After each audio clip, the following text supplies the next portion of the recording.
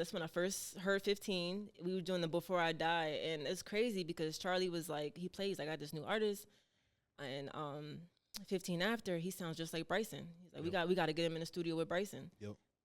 2 years later, we in the studio with Bryson. Like it's crazy how things work, and but that was like that's how I knew, like, okay, this is where I want to be, because I like when I don't feel like a fly on the wall. Right. I like when I'm given tasks, and I like when I feel like I'm adding value to the situation. And in that moment, I knew, like, okay, like, you know, this is going to be a good situation because we all were working. My God, is that the Faces of the Future? Yo, it's your boy Myles. Welcome to an all new episode of the Faces of the Future podcast. We got HeyMicki in the building. How you doing today? Hey, I'm good. How you been? What you been up to? Life. Music, school, trying to make plans, trying to get money. So, yeah. That's good. I was thinking, we were just talking off air about the last time we had seen each other was in LA. Yeah. And we were hooping. And you were cooking us. I was gonna ask, like, what team were you? I forgot what team you were on. Yeah. I was on the opposite team because I was guarding. You was cooking me. I thought I was nice. I'm like, yo, she really liked that. So at that point, and I guess like the music journey, what were you doing? I know you were at the House of 99. We had just like recently met, that type of thing. But like, where were you at, like stage wise in your music career during that time? I think it was like 2021, 2022. It was definitely 2020. Yeah. I was just really all in. Like, I remember it was crazy. 2019, I was hitting a block, like a point where I'm like, I don't know what to do. Right. You know, I'm sending music out. I'm doing this. I'm doing that. It's not loud enough. Okay. I'm doing this. I'm doing that. And I just felt like I'm burning out. Right. And, you know, my last go around was I need to get into a studio. Yeah. I need to be in the studio with creatives and try to engineer, try to do something, because I don't really want a regular job. So I emailed a bunch of studios, DM'd a bunch of studios. Luckily, one reached back. Well, a few reached back, but the one I went with was Breed. And I ended up learning so much just from the people there, started doing loop packs, and I kind of got my momentum up again. Yeah. And then, like, Charlie hit me up. Mind you, I know Charlie since, like, 2016, so this is, like, 2020. He hit me up, was like, send me some packs. So it kind of, like, built up my drive to want to do it again. Like, wow, okay, I just had to, I don't know. It just felt like life knew it was the moment that I had to keep pushing, because I was so close to getting what I guess wanted or needed. Right. So I know, like, we were speaking of hoops, speaking of music, like, what came first? Like, was basketball the thing, or was like music the passion first? Music was definitely first. Okay. I was a soccer player when I was a kid. Really? So okay. I was like really into soccer, and I was really good at soccer. But then my township kind of got rid of having soccer. Mm-hmm. So my township had a soccer program, and then I ended up doing it, and their program was trash. So I was like, I'm not doing soccer no more. I was forced to do basketball by my dad's ex-girlfriend. Really? She was a basketball coach. Okay. So I was just tall, and I was like, I don't like basketball. But I always had a love for music. My dad was a musician growing up. He played guitar in the house and stuff like that. So I just picked up on it, and we had like keyboards in the house, light up keyboards, and I just taught myself. I wanted to be a rapper. I wanted to be a singer. I wanted to be a DJ. Like, I went through all the little phases, and I was like, you know what? I actually like making beats because it's behind the scenes. Yeah. And it was cool. Like, you get people to play and play your music. So coming up in the house, so you said your dad, he played what instrument, you said? He played bass. He was a bass guitarist for a band in Philly, local band, like back in the day, called Instep. Okay. And he used to be out in LA before I was born, like meeting like Myles Davis and stuff like that. So he got my he gave me my love for music, and also my uncle, because he started the like production side of things. Okay, so you're navigating that. You got the music inspo in the career from your pops, that type of thing. Did you pick up the bass first? Like, what was your first instrument that you learned how to play? He was trying to get me to do guitar. Yeah. Boy, I was like, I don't want no calluses. My fingers hurt. Yeah. A drummer. Well, aside from like the it's like a flute. I feel like all the kids get. You talking about the clarinet? It's not a clarinet. It's like I want to say it's a chord. A chord, you know what I'm talking about. It's like the plastic flute. The plastic drums. I had one of them drums. Okay, yeah. Aside from that, drums was my first thing. I started playing drums in elementary school. I was starting taking classes and stuff. I kind of faded away from it, but I was in concert bands. I was in jazz bands. I was in pep band. So it kind of like played hand in hand, like basketball, because I started doing basketball in middle school. That's when elementary school, middle school is when I kind of started. So that kind of just basketball kind of go because you're just nice at it, or what? It kind of just happened. Like like I said, I was forced to do it. Yeah. And then when my cousins in my backyard, my grandparents' house, we would just play basketball. So I kind of was like, all right, no one else wants to do anything. I might as well just play. Yeah. So eventually I just got good at it because, and then when you're a girl and you're tall, they just like, all right. Everybody throws you in there. Yeah, because there's not a lot of girls that play. Right. So it was like they just pick up the ball. So I enjoyed it. So when it comes to, I know you said your pops was doing stuff, your uncle was doing stuff. Yeah. Were you naturally good at it, or you had to like learn? Was there a learning curve for you? Was because it was around the house, you kind of naturally picked it up? I think I was naturally just musically inclined. I mean, I didn't have a life as a kid. Like, everyone's going out with their friends in the summer. Yeah. I was in the house on YouTube learning up songs, how to play, and I would write them down in my marble notebook. Like, oh, these are the notes for the left side, these are notes for the right side, and I would just play. Like, I have a notebook filled with songs. Is that because you wanted to do that, or because you wanted to like please your pops? I wanted to do it. Okay. I just enjoyed hearing, like, playing songs, and I guess it's more so the reaction when I played songs in front of people, and they're like, "Oh my gosh, like that kind of made me feel good." So it was just more of a me thing, but I also liked to create. So as you're navigating, you're going through elementary school, middle school, you're playing in the bands, jazz, and all that type of stuff. When was like your first, I guess, like Christmas concert or like time you had to perform in front of like a bunch of people, and were you nervous? Music wise, I was also, I want to say my first concert was like elementary school, and I wasn't nervous. You know how they get the kids to sing songs and like, I don't want to sing. It was like meek, do do do. This is our song. Like that was the first time, and I wasn't even like nervous. I didn't start getting like stage fright until middle school. It's like when you realizing you exist. You're like, oh gosh. And I was doing plays and stuff, and I was trying to be doing the acting and things. Like I don't know why. I think because my older sister was doing that, but.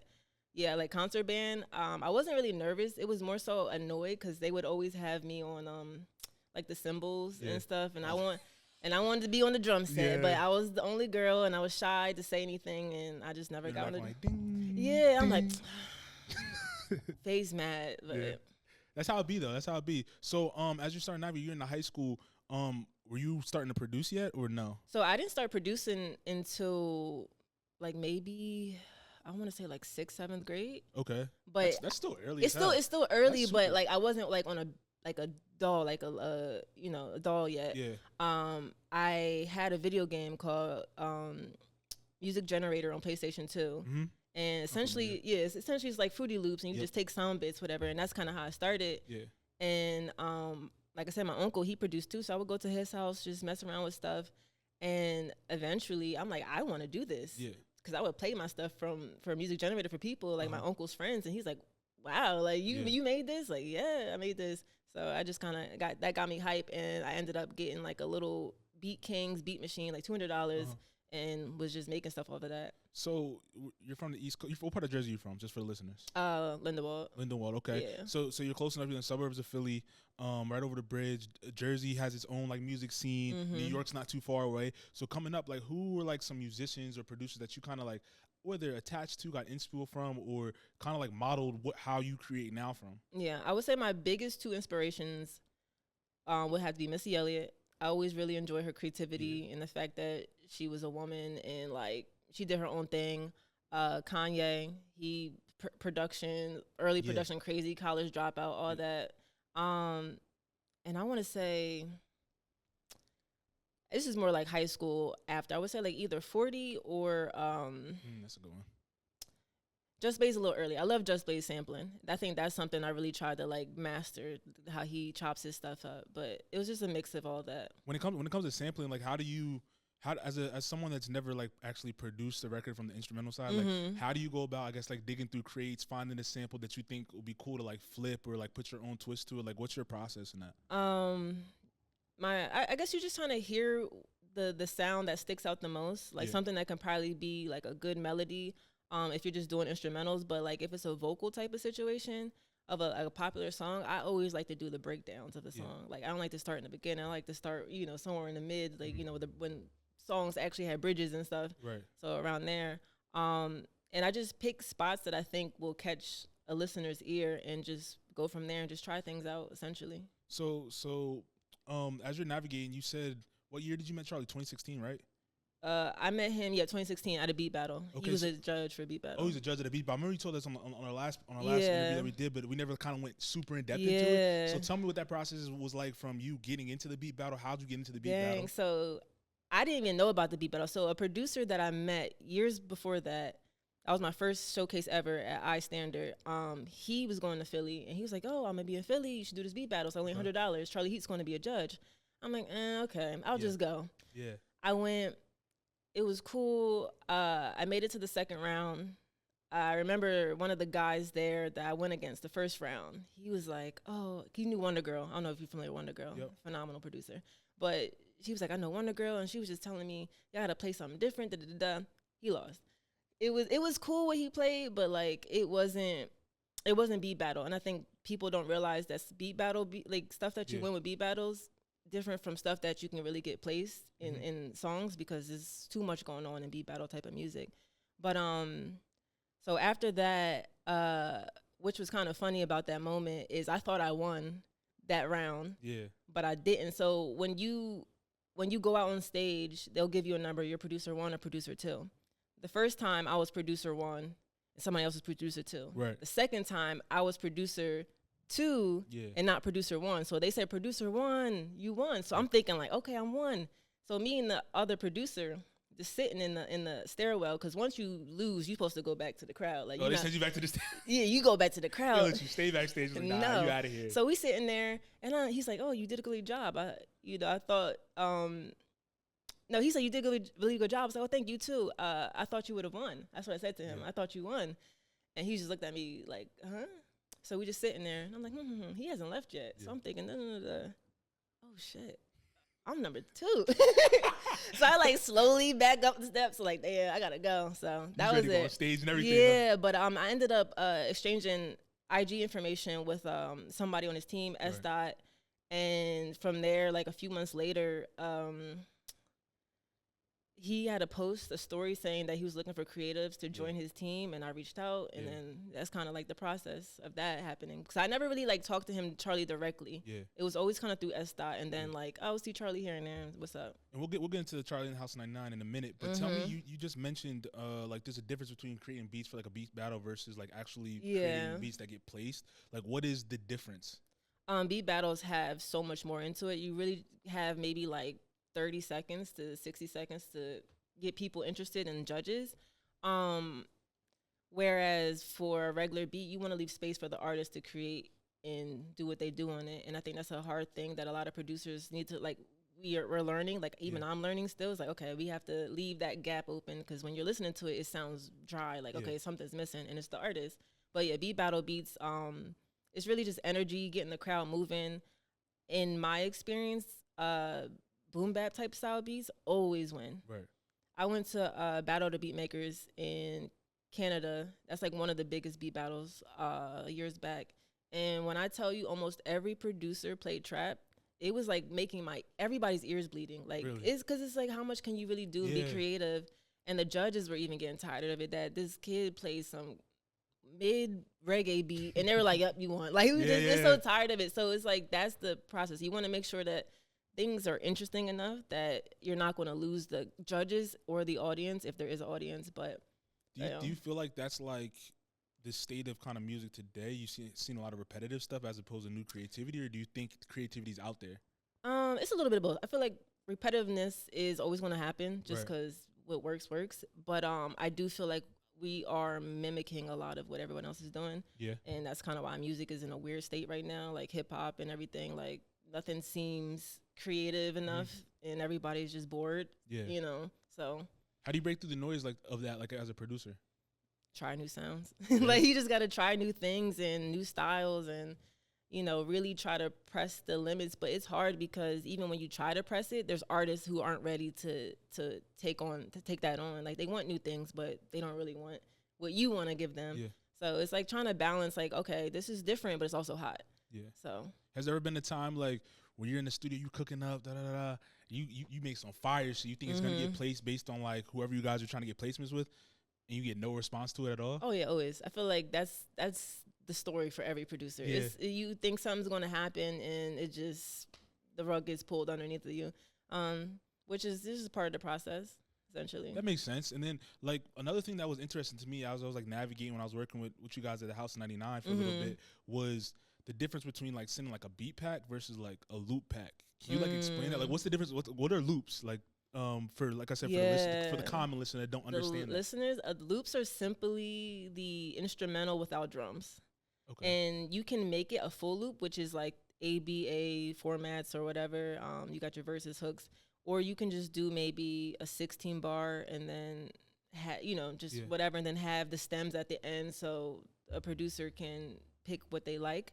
But I didn't learn about loops until 2019. Really? That's what changed everything for me. I promise you, when I was at the studio, I was we were doing a cook-up session with Eben on the track and I think Othello on the beat.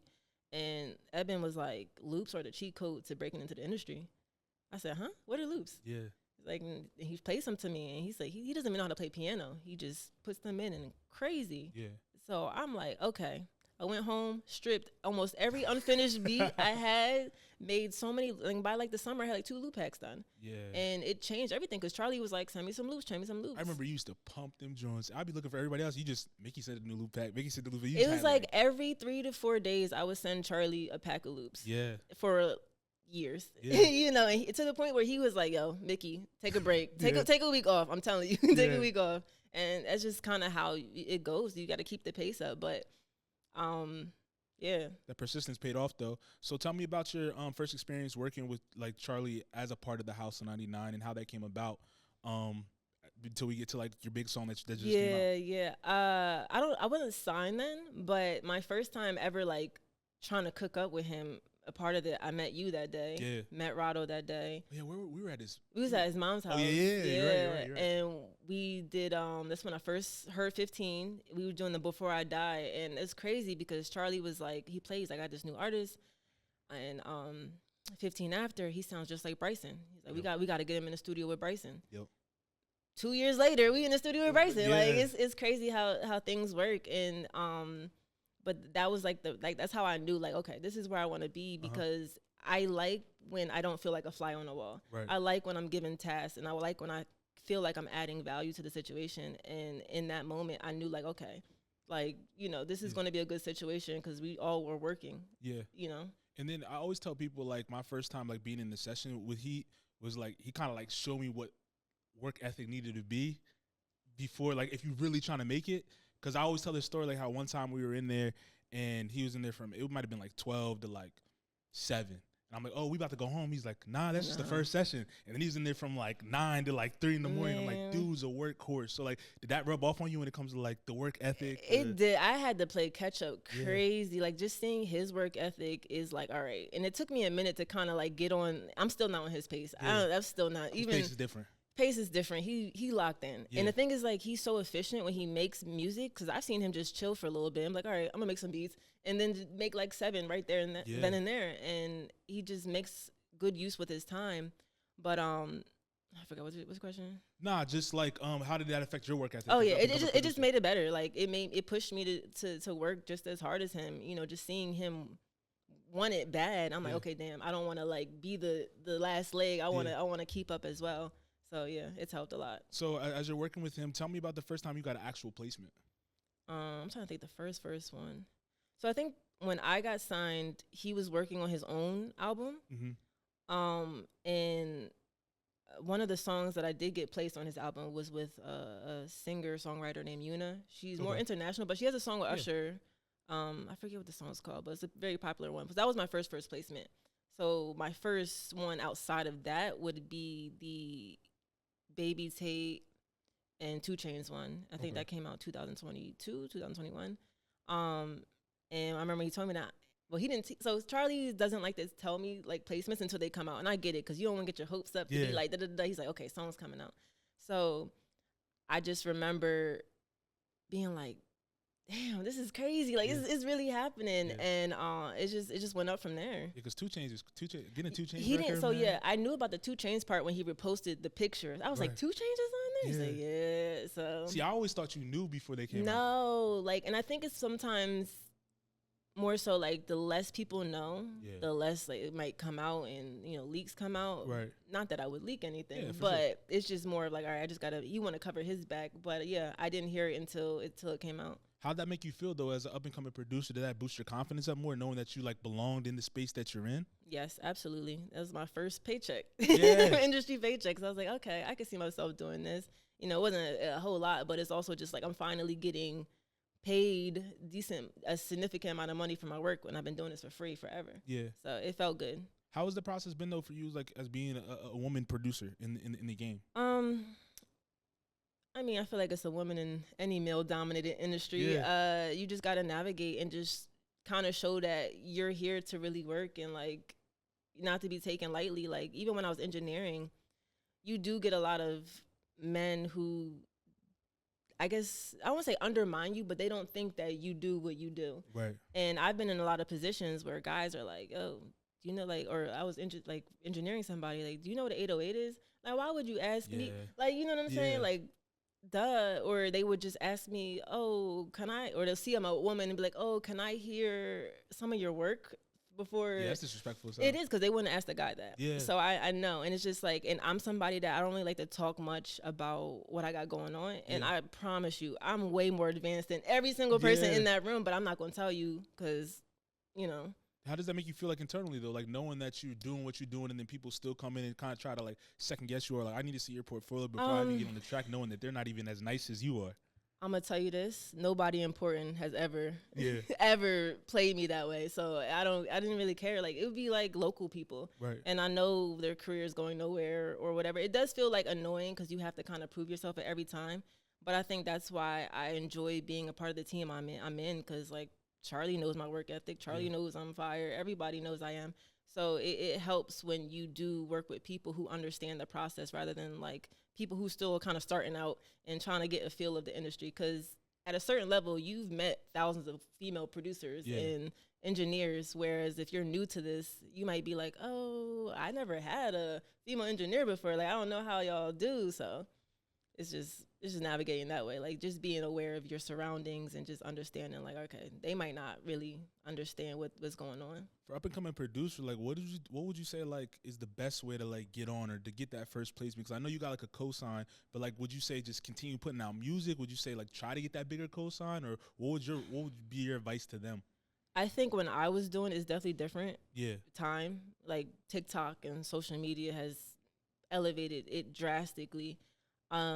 But I would say your best thing to do is show people that you can add value to whatever they're doing and whatever that is. You know, you could take the YouTube route, you could take the BeatStars route, but whatever you do, you have to make sure that like, hey, I can help you make money, because that's the most important part at the end of the day. Like, we all do the same thing. And I look at it like for me, I'm not that that I'm not good, but there's people that can do what I do. Right. So what separates me from them? And it's just, I can add value. My bad. No, you're good. You're good. I can add value to the situation. So, you know, and I understand that. So when it comes from that, like, we're moving along in the House of 99 process. You guys did the records with the baby. Tell me about that experience. He was going on a run, and you got a couple credits on a couple of the records that you guys put out? Fat and Gotta Know. Yeah? Yeah. That's so was it a better feeling getting that 2 Chainz record or the baby record, knowing that he was at the height of his, like, that was the time the baby was like on a run. Like, he was at the height of his career. Everybody's talking about him, whether it be controversial or not, but like his music was getting pumped. So yeah, like, I would definitely shout out to Charlie for starting that back up with a Shake Something, because I know the baby had his like little moment where people weren't really trying to listen to him, and I think Shake Something really like revived his career a little bit. But I forgot what you asked. No, I said, what was that moment like? Was that a better feeling knowing that, like? Fat was definitely like better than the 2 Chainz, because Fat was a radio song. Yeah. The one with Baby Tate and 2 Chainz, you know, didn't really go that far. It was like went on to Wild 'N Out, this and the third, but it wasn't like a radio hit where Fat like, you know, reached more people. So that was a better experience. What's that feeling like hearing your song on the radio though? You're driving around, you're hearing Fat playing everywhere. You know what's crazy? I don't listen to the radio enough. Yo. I've been trying to catch the other song. I know you probably gonna talk about that song, but I've been trying to catch Outside on the radio, but like I don't listen to the radio enough to like catch it. And I'll turn it on and be like, okay, let's play. Yeah. But I don't know. I haven't had that experience. You haven't had that experience, not even outside. No. Like I know. Like I mean, do you step out on the scene at all? Like, do you go on the mix at all? You don't like pop out where you're gonna hear it fat at all? I'm about to say, because I've texted Heat a couple times where I'm like, I hear your records out playing all the time. Like, yo, it's going crazy. Nowhere. I'm in the house. Homebody. I'm a homebody, but I'm also just like, I don't know. Like, I'm broke. Like, it's not even that. It's just like, I like my space. And I don't know. I just don't be outside. But how does that affect you as a producer? I feel like a lot of producers are outside because they want to know what's like going on. They want to hear like what. I would say this. I'm outside, but I'm not in like the outside scene, like going to parties and clubs like that. So like I do nature stuff. There's nothing wrong with that. I'm like, a nature person too. I'm outside hiking. I go to museums and like I'm not really in those places where they're playing that type of music. So you haven't really got to feel. My bad. You still haven't really got to like feel the presence of those records yet? No. That's crazy. It is crazy. That's surprising. I've heard like the only time I've heard a record, and it wasn't mine, was the Shake song, was Charlie stuff, and I was out like at a brunch. But like I go out once in a while, but maybe because I haven't been out yet since the songs have been out, and I'm gonna try to just so I could hear something. Yeah.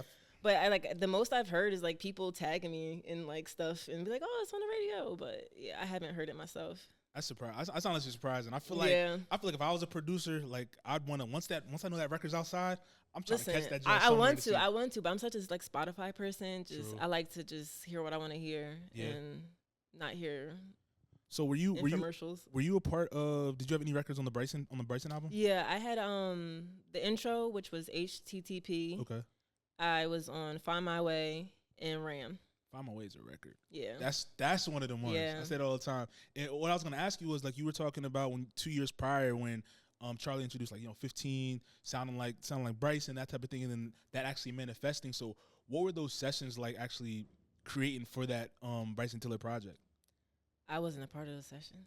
Really? I wasn't there. I was in Jersey. That's why I gotta move to LA. And that's why Charlie's like, yo, we like Bryson, they know your name, the team knows your name. Like, and that's why it helps to be out there, because when there are moments where I can be around the people, it helps. But I remember 15 calling me, because he called me. He was like, Bryson loves the record we did. I played him it wasn't Find My Way, but I forget what it was called before he sent it. And he loved it. Mind you, it was no drums. I think it was like me, Busco, and 15. Mm-hmm. You know, he played it for him, his what's it called, reference track, and he loved it.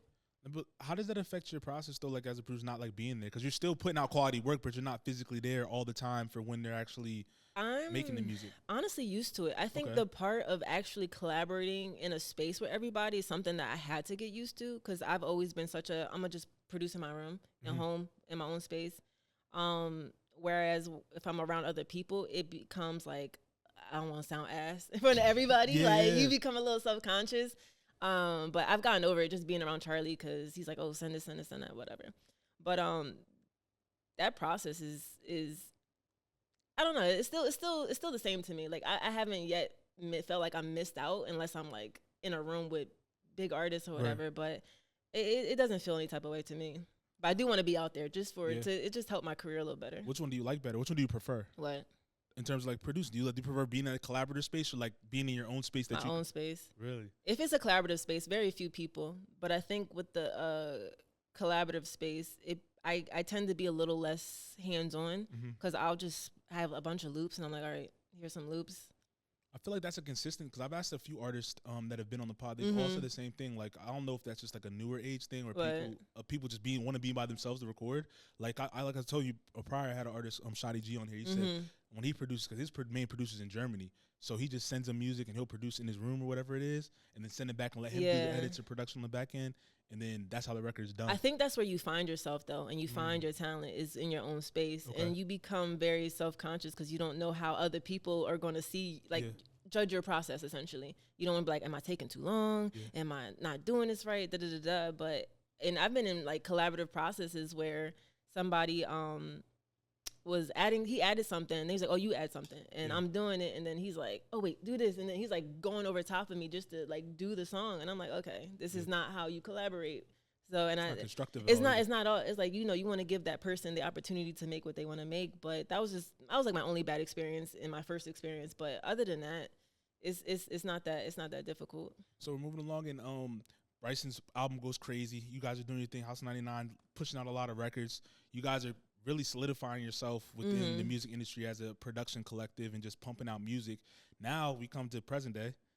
Got that Outside record that's going crazy. Cardi B. Cardi B, Outside, produced by HeyMicki, Charlie Heaton. Who's the third producer on that? I want to get it wrong. There was 3 names on there, so I forget his name off the top of my head. Me too. I'll quote him. Yeah, because like I don't know him personally. Oh, like okay. I just once he did the song, like once the song came out, that's when I knew he was a part of it. So I'm not familiar with his name. But that record dropped and it's been going crazy. It was recently number 10 on the charts. Yes. And then Billboard like on charts. Apple it was at the top of the charts, all that type of stuff. So it's been moving units like crazy. Yeah. So first of all, what's it like having a record with Cardi B? Wild. Like when you're an up and coming producer, like you think about the people you're gonna get placements with, and it's usually not the people that you expect. Like I thought my first placement was gonna be Drake or something like that, Yeah. but Cardi B is just to me is just as good. Like I love Cardi's music. It's wild. It was and just to be like a placement for her, and this is like first song that she's had in a while, time. and it's also like bringing in the album. So Yeah. it's a lot of eyes on this record. So I'm like enjoying it. Is it considered the lead single for that album? Is it going to be on the album? Do you know?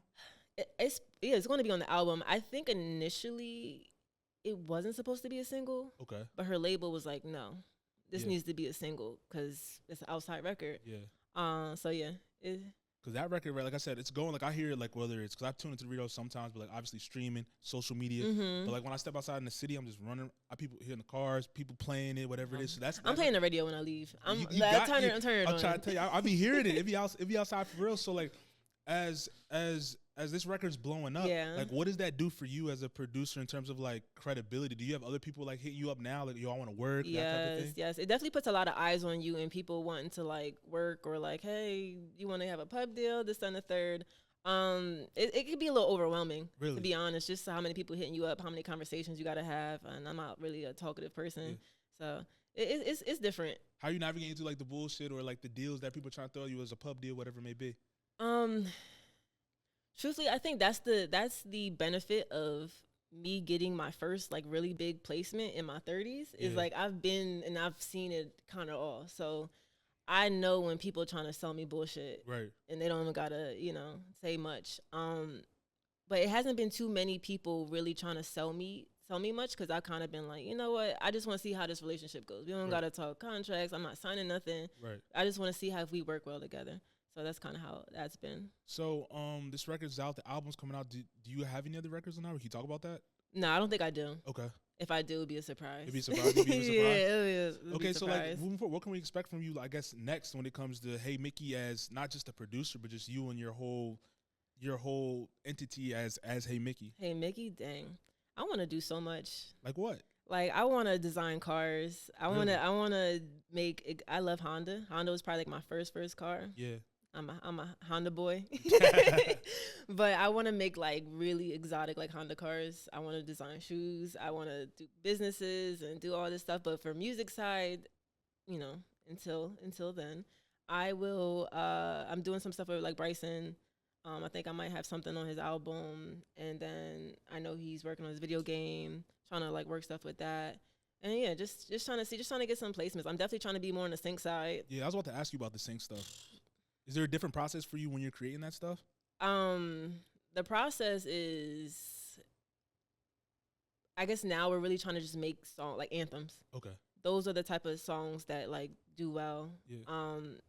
And that process, it's no different than making beats, but it's more so just being more intentional about like, this is the sound we got to create and we got to make a bunch of it because when they ask for it, we got to have it ready because the deadline is like in the next hour. So this is actually a strategy behind like when you guys are actually creating stuff. It's like, yo, we're making this for this, as opposed to like just making stuff randomly. So I would say sync side is more emotion. Like you want to like have more of a feeling. Like you want people to feel the vibe. The lyrics are also cool, but you definitely got to make sure they're more like not radio friendly, but commercial friendly, family friendly.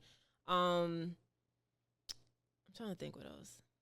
Yeah, we try to make the direction more like hype stuff because that's the easiest to get done. So it is more of a direction, but not really. It's kind of just it's similar.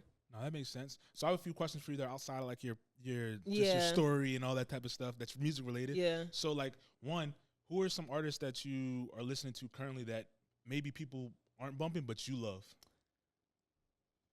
You know, it's crazy. I was having this conversation with Charlie. Like, we don't have no really new artists anymore, like that are really like sticking out. Like, people will drop a hot song here and there, but there's nobody where you're really rushing to listen to the whole project. But there is this one song. I want to look at her fast. Yeah, take your time. You're good. I've you know, she's a pretty decent artist. I love my the stuff we grew up on type shit. You still listen to like the older stuff? I'm the same way. I just downloaded Fabulous Jagged Edge, just take it all. Yeah. I like, this is my shit. And Angie Martinez, If I Could Go. I'm like, yeah, that's my song. But her name is Sinead Hernet. It's called If I Let You. Yeah, I know. I'm familiar. Familiar? She's fire. I heard her song. I was like, this is dope. And I was listening to a lot of her catalog. I'm like, her catalog, she has a deep catalog. It's a lot of great music. Yeah, I was like, okay. And I like stumbling across stuff like that. I think the one thing I want to get better at is just listening to music more. Because I listen to so much that when I don't have to, I'm like, I need a break. My ears need a break. So I really want to get back into what I originally loved to do, was just listen. Yeah. You know, listen to music and stuff. Do you have a genre that you prefer? I know you're like in the hip hop realm. Do you have a genre? I'm everywhere. Yeah. I love house. I love hip hop. I love Jersey Club. I love R&B. Even when it comes to like making music for people? EDM. Yeah. Okay. I like to try everything. I think the only thing I don't like is lo-fi. That's like lo-fi's cool. I think I like listening to it. I think it's more so the rhythm. It's not a steady, like, it's a heavy swing sometimes. And that's not usually my thing. Especially with drums, like it takes me a long time to do the drum side of stuff. So I think that's why I don't like creating it. But I do like listening to it. But yeah. And then the next thing I want to ask you, outside of the artist aspect, there, who are some producers that you, I guess, are paying attention to heavy? They could be well-known producers, whatever, that you just like the work they've put out the last few years. I'm probably get their name wrong. His name, truthfully, DJ Smalls is somebody I want to work with. He did a Everybody record with Nicki Minaj. Okay. And that's fire. I'm like, damn, I never really thought Jersey Club could get to a height that, like, it's on the radio. You know, we grew up listening to it, but I never thought that everyone else didn't know about it. So that's cool. There's another producer. His name is I'm so bad with names. No, that's all good. What are some of the? Do you know some of the records that he did? He did Fuck You Mean. His name is Drunk. Okay. I follow him, but I think his name, I don't want to say, or Dunk. Damn, I don't know. But he did Fuck You Mean.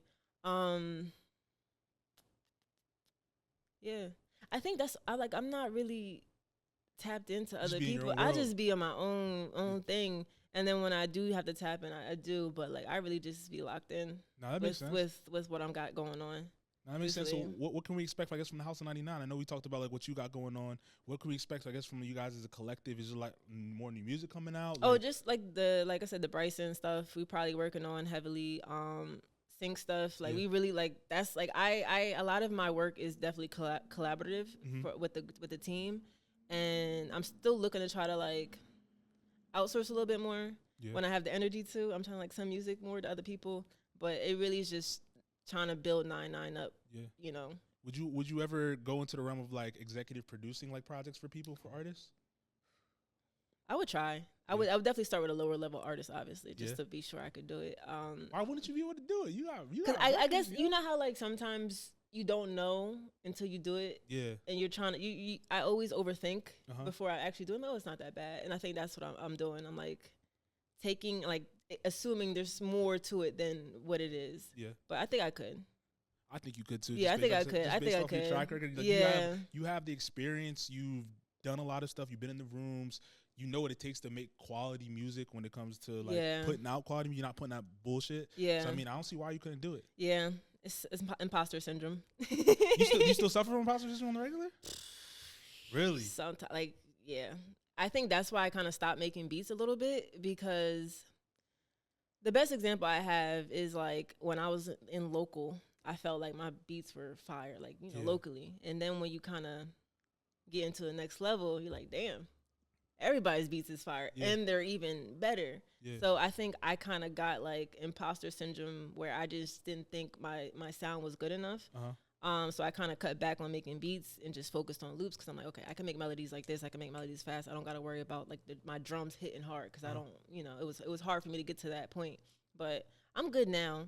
But it's still like sometimes where I'm like, damn, I don't know. I hear this person's stuff and it sounds crazy. I don't know if I can make stuff like that, but we all have our individual sound. I think that's what makes each producer like unique, and I have to remind myself that sometimes. In your opinion, what makes like, I guess, a good beat versus like, because you're saying like around locally when you're starting off, you had beats and like, oh, it's fire around here, but when I got to like bigger rooms of people that are putting out quality, like their shit was hitting too as well. Like what defines, I guess, a good beat? I guess if it sounds like a record, if it sounds like a hit, like it sounds like, yo, I can see somebody on this. And I think, like I told you before, I was struggling to make those pockets. I was doing too much with my music. Yeah. And it was sounding a lot like beat battle stuff. Yeah, that's for the most part, yeah. No, that makes sense. So let everybody, before we wind out, let everybody know where we can find you at on socials, where we can stream your music, where we can do all the stuff. I am on. Do I look at the camera now or just look at you? I don't know. I'm like, if I'm talking to the people, I feel like I should look at the camera. Yeah, you told me to find you. Tell me, look at the screen. You can find me on Instagram mainly, and Twitter. HeyMicki, MICKI __. And you can stream on Spotify. I go by HeyMicki as well. No underscore though. And make sure you stream outside, right? Make sure you stream outside. I need that paycheck yesterday, but we gonna get it. Well, I appreciate you pulling up to the pod today. I enjoyed the conversation. Thank you for having me. Of course. You guys come back anytime. You guys got records dropping. Pull up. You know, it's a vibe here. Pull up whenever. I tell you that all the time. You guys are family, so you can come through whenever. But that's all I got for this episode of the Faces of the Future podcast. It's your boy Myles. Peace. My God, is that the Faces of the Future?